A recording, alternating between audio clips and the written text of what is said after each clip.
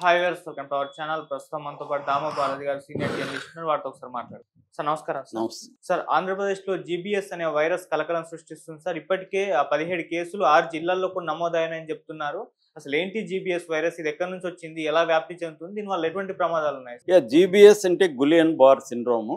ఇది ఇండియాలో ఇప్పుడు కొంత ఆందోళన కలిగిస్తుంది. ముఖ్యంగా ఫిబ్రవరి 11 ఆ ప్రాంతంలో పూణేలో చాలా కేసులు బయటపడ్డాయి అన్నమాట. దాదాపు 196 కేసులు పూణేలో బయటపడ్డాయి.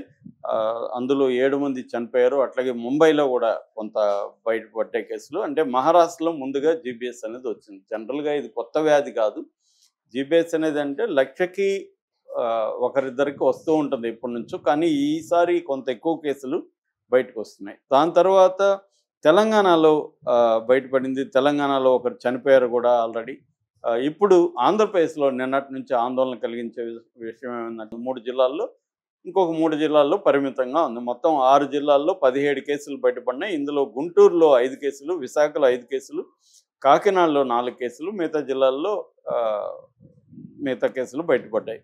ఓవరాల్గా 17 కేసులు ఇప్పటి వరకు బయటపడ్డాయి. అడ్మిట్ అయ్యారని చెప్తున్నారు. సో దీనివల్ల ఒక ఆందోళన వస్తుంది. అసలు ఈ గులియన్ బార్ సిండ్రోమ్ జీబీఎస్ అంటే ఏంటి, దాని సిమ్టమ్స్ ఏంటి, దాని కాజెస్ ఏంటి, దాని ట్రీట్మెంట్ ఏంటి, దానికి తీసుకోవాల్సిన జాగ్రత్తలు ఏంటి, ఇవి మనం డిస్కస్ చేద్దాం. మామూలుగా దీన్ని న్యూరాలజికల్ డిజార్డర్ అంటారు. అంటే మన బాడీలో ఇమ్యూన్ సిస్టము ప్రొటెక్ట్ చేస్తూ ఉంటుంది.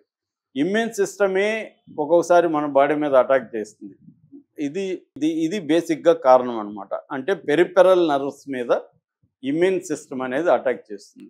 అటాక్ చేయడం వల్ల మన నర్వ్స్ ఇవన్నీ ఎఫెక్ట్ అవ్వడం వల్ల ముఖ్యంగా న్యూరాలజికల్ డిజార్డర్స్ అనేవి ప్రధానంగా ఈ జబ్బు లక్షణాలు అన్నమాట. ఈ జబ్బు యొక్క లక్షణాలు ఏంటంటే, మొదట ఇనిషియల్ సిమ్టమ్స్ ఏంటంటే వాకింగ్ సరిగా చేయలేకపోవడం, మెట్లు ఎక్కలేకపోవడం, అలాంటివి. కింద కాళ్ళు దగ్గర చిన్న పిన్నుతో కూర్చున్నట్లుగా నొప్పి రావడం, అక్కడి నుంచి మెల్లమెల్లగా బాడీ అప్పర్ పార్ట్స్కి రాకడం, తర్వాత రిఫ్లెక్సెస్ అంటారు. అంటే మనం కదలికలు వేగం తగ్గిపోవడం, మన కదలికల స్పీడ్ తగ్గిపోవడం, మజిల్ పెయిన్స్ రావడం, అవి వస్తాయి. నెక్స్ట్ స్టేజ్ సిమ్టమ్స్ ఏమో ఇంకా సివియర్ పెయిన్ వచ్చేస్తుంది. అసలు నడవలేము, మెట్లెక్కలేము, మాట్లాడలేము, నవ్వలేము, మింగలేము, ఇవన్నీ ఎఫెక్ట్ వస్తుంది. దాని తర్వాత ఇంకా నెక్స్ట్ సీరియస్ స్టేజ్ పెరాలసిస్ కూడా వచ్చే అవకాశం ఉంది. అట్లాగే లంగ్స్ మీద కూడా దీని ఎఫెక్ట్ ఉంటుంది. అంటే బ్రీతింగ్ ప్రాబ్లం, ఊపిరి పీల్చుకోవడం, అవన్నీ ప్రాబ్లం, కళ్ళు వాసిపోవడం, హార్ట్ రేట్ పెరిగిపోవడం, బీపీలో హెచ్చు తగ్గులు, ఇవన్నీ కూడా వస్తాయన్నమాట. ఫైనల్గా డెత్ కూడా జరిగే అవకాశం ఉంది. ఇది దీని సిమ్టమ్స్. ఇక కాజెస్, దీనికి నిజంగా చెప్పాలంటే ఇప్పటి వరకు కరెక్ట్ కాజ్ ఎవరు చెప్పలేకపోతున్నారు. 2 రకాల కాజెస్ చెప్తున్నారు. ఒకటి బ్యాక్టీరియల్ అండ్ వైరల్. ఈ ఇన్ఫెక్షన్ వల్ల ఇది జరుగుతుంది అనేది ఇప్పటి వరకు అంచనా వేస్తున్నారు, కానీ పక్కా కాజ్ అయితే తెలియదు. ఈ బ్యాక్టీరియాలో కూడా మైకోప్లాజ్మా న్యూమోనియా అనే ఒక దీనివల్ల వస్తుంది. అలాగే క్యాంపీ బ్యాక్టర్ జెజుని అనే ఒక బ్యాక్టీరియా నుంచి వస్తుంది. ఇన్ఫ్లుయెంజా కావచ్చు, ఎప్స్టీన్ బార్ వైరస్ కావచ్చు, జికా వైరస్ కావచ్చు, వీటి వల్ల కూడా వస్తుంది. ఒక్కొక్కసారి పోస్ట్ వ్యాక్సిన్ ఏదైనా వ్యాక్సిన్ వేసుకుంటే దాని రియాక్షన్గా కూడా ఈ జీబీఎస్ వచ్చే అవకాశాలు ఉన్నాయి. తక్కువ కానీ అది కూడా ఉన్నాయి. అట్లాగే ఏదైనా సర్జరీ జరిగి ఏదైనా ట్రామా అంటారు, అంటే పెద్ద యాక్సిడెంట్ అట్లాంటి జరిగిన తర్వాత కూడా ఈ జీబీఎస్ రావచ్చు. అట్లాగే ఆటో ఇమ్యూన్ రెస్పాన్స్ అనమాట. ఆటో ఇమ్యూన్ డిసీజ్ అంటారు. అంటే మన ఇమ్యూన్ సిస్టమే మన బాడీ మీద అటాక్ చేయడానికి. ఇటువంటి దానికి ఈ కారణాలు ఇవన్నమాట. దీనికి ట్రీట్మెంట్ ఏముంది అనుకున్నప్పుడు, ట్రీట్మెంట్ బేసిక్గా ప్లాస్మా పెరోసిస్ అంటారు. అంటే ప్లాస్మా ఎక్స్చేంజ్ అనమాట.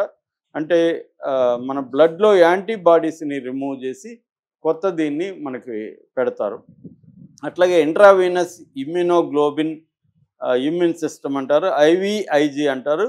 ఈ యాంటీబాడీస్ని డోనర్స్ నుంచి తీసుకొని మనకి ఎక్కిస్తారనమాట వీళ్ళు. అట్లాగే పెయిన్ మేనేజ్మెంట్, ఎక్కువ పెయిన్ ఉన్నప్పుడు యాంటీ పెయిన్ కిల్లర్స్ కానీ లేకపోతే యాంటీ ఇన్ఫ్లమేటరీ డ్రగ్స్ కానీ తీసుకోవడం అనేది ఇవ్వడం అనేది జరుగుతుంది పేషెంట్లకి. అట్లాగే ఫిజికల్ థెరపీ చాలా ఇంపార్టెంట్. ఎందుకంటే ఇది న్యూరాలజికల్ డిసీజ్ కాబట్టి మనకి బ్రెయిన్ స్ట్రోక్ వచ్చినప్పుడు కూడా సిమిలర్గా ఇలాంటివి బ్రెయిన్లో క్లాట్ వచ్చినప్పుడు ఇవన్నీ జరుగుతాయి కాబట్టి ఫిజికల్ థెరపీ అనేది important.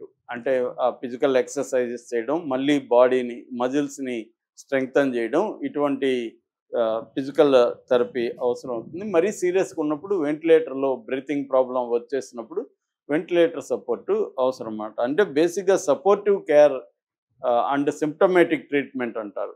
Supportive care, symptomatic treatment అనేది ప్రధానం తప్ప దీనికి ఇంకా వేరే ఏమీ లేదు. ఎందుకంటే ఆ వైరస్లకి యాంటీవైరల్ ట్రీట్మెంట్ అనేది ఏమీ లేదన్నమాట. అట్లాగే ప్రివెన్షన్కి ఏం చేయాలి? ప్రివెన్షన్కి ఏంటంటే ఒకటి హైజీన్. ఇది ఎక్కువ ఫుడ్ అండ్ వాటర్ ద్వారా వస్తున్నాయి కాబట్టి ఫుడ్ని బాగా ఉడికించి తినడం, ఎగ్స్ ఇలాంటివి తిన్నప్పుడు, చికెన్ మటన్ తిన్నప్పుడు బాగా ఉడికించి తినడం, కొద్దిగా హాఫ్ బాయిల్డ్ కాకుండా. సో అన్నీ కూడా శుభ్రంగా ఉడికించి క్లీన్ చేసి తినాలి. వండుకునేటప్పుడు కూడా కాయగూరలని కొద్దిగా లైట్గా ఉప్పేసి నీట్గా కడుక్కొని వండుకోవాలి. ఇలాంటి హైజీన్ చేయాలి. అట్లాగే మనం ఎక్కడన్నా తాకినా ఏమన్నా చేసినా క్లీన్ చేసుకోవాలి చేతులు అవి. దాని తర్వాత వ్యాక్సినేషన్ వేసుకునేటప్పుడు కూడా మనం జాగ్రత్తగా ఉండాలని చెప్తున్నారు. ఈ వ్యాక్సినేషన్ రియాక్షన్ ఏమన్నా ఉంటుందా అని చూసుకోవాలి.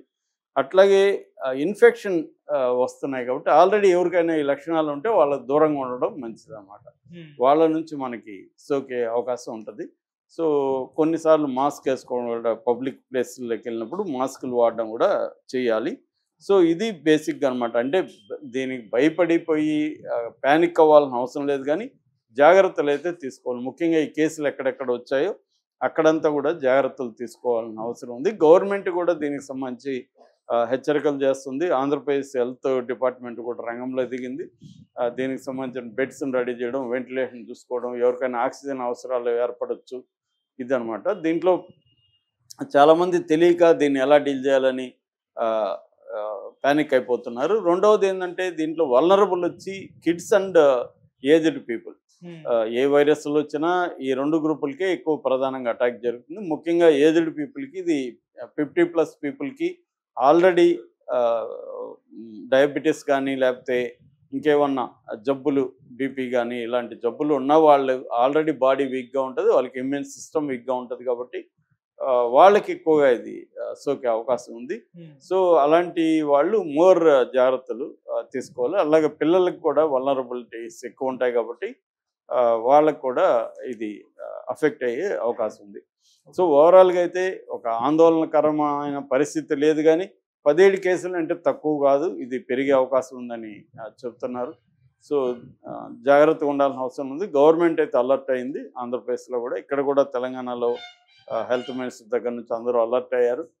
ఇది ఈ కేసులను పెరగకుండా కంటైన్ చేయడం కోసం పబ్లిక్ శానిటేషను, పబ్లిక్ హెల్త్ కేర్ని స్ట్రెంగ్తన్ చేయడం మీద, అట్లాగే ప్రివెంటివ్గా ముందుగానే హాస్పిటల్ పరిస్థితుల్ని, దీనికి తగిన మందులు ఇవన్నీ కూడా స్టాక్ పెట్టుకోవడం, గవర్నమెంట్ హాస్పిటల్ ఇవన్నీ చేస్తున్నారు.